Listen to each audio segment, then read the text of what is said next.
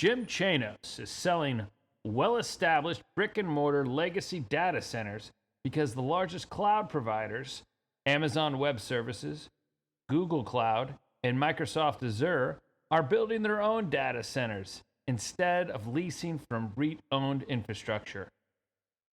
Chanos believes many of these REITs and companies are overvalued and are on the cusp of experiencing a slump in revenue and falling earnings growth. To put it another way, the three largest customers of brick-and-mortar data centers are becoming its biggest competitors.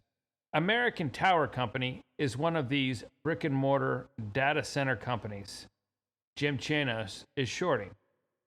This video outlines American Tower Corporation's operations, financials, equity analyst expectations, and our thoughts on its value.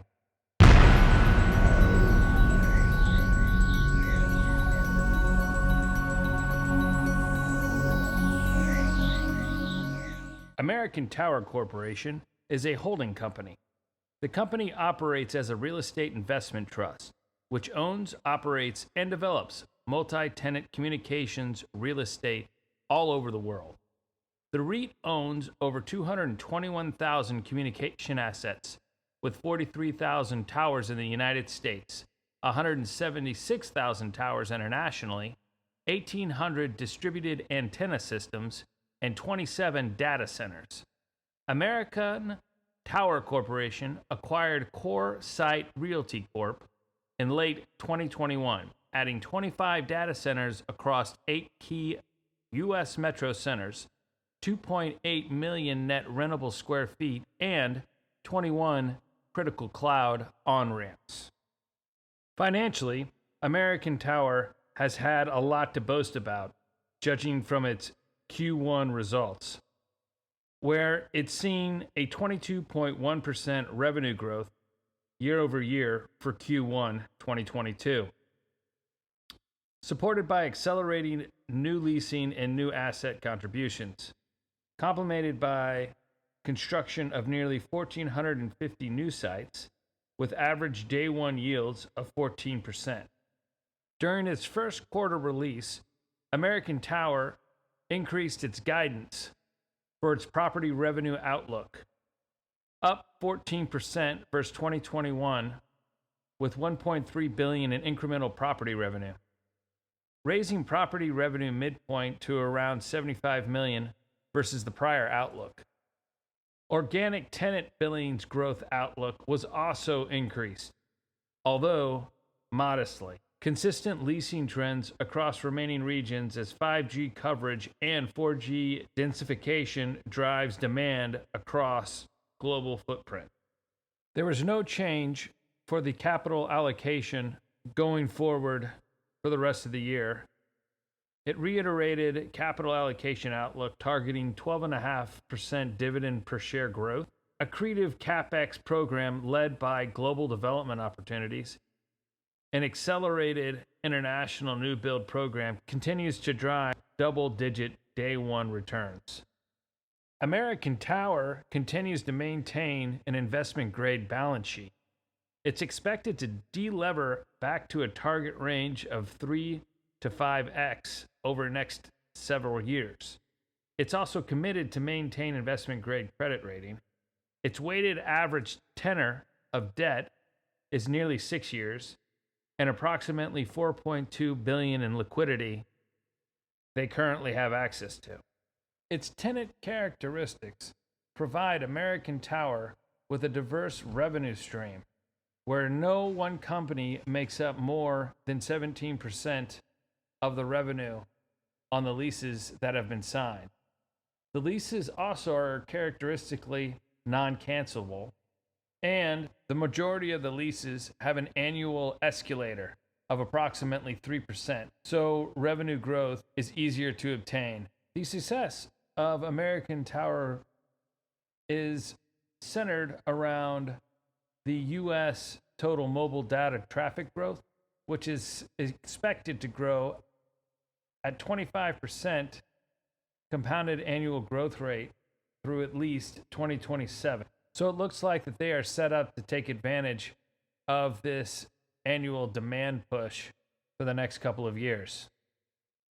American Tower's most recent major acquisition of CoreSite allows them to grow their data center portfolio dramatically. Roughly $10.1 billion on the balance sheet and $170 per share. The assets themselves, it's for 25 data centers, which is up from about 2 or 3, in 8 attractive U.S. metro areas, 32,000 interconnections and 21 critical cloud on-ramps. And what is it? Roughly 1,370 customers, including leading global enterprises, mobile network operators, and cloud service providers. So it's a major entry into this spot, and it's a good thing for American Tower to diversify. The analysts have been mixed on the stock. Going back to January of this year, JP Morgan and Goldman both downgraded the stock and set a purchase price between $271 and $281.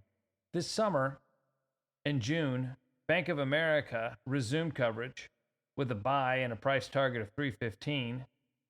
JP Morgan then upgraded from underweight to overweight, increased its target price to $285, and Credit Suisse resumed coverage with a rating of outperform and a price target of $313. So now it looks like the bulge bracket firms are back on board with the stock.